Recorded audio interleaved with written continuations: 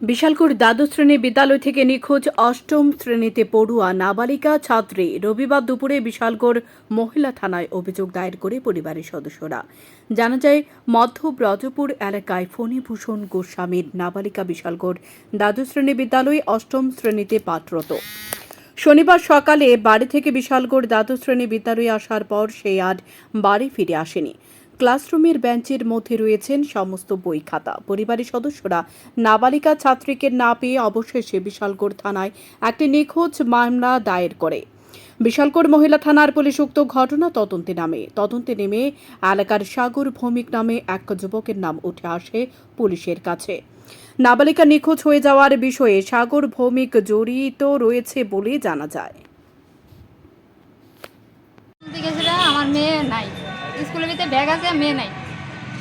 এরপরে যে স্কুল থেকে কে বা কারা নিছে আমরা নিজেও কইতে পারতাম না। কোন স্কুলে? জাঙ্গালে স্কুল। নাম কি মেয়ে? নন্দিতা গোস্বামী। বয়স কত? 14 বছর। থানাতে জানাইছেন? হ্যাঁ জানাইছি। কি কইছে? থানাতে তারা কইছে মানে তারা লোক পাঠাইছে, তার বাড়িতে উঠে পাইছে না। তার বাবার মোবাইলও যে ছেলে এই কাজ করছে মনে করে জানা শুনছে, তার মোবাইলও সুইচ অফ, তার বাবার মোবাইলও সুইচ অফ। আপনার বাড়ি কোনখানে? মধ্যবজুবু। মধ্যবজুবু। হ্যাঁ বিশালগড় মধ্যবজুবু। বিশালগড় মধ্যবজুবু।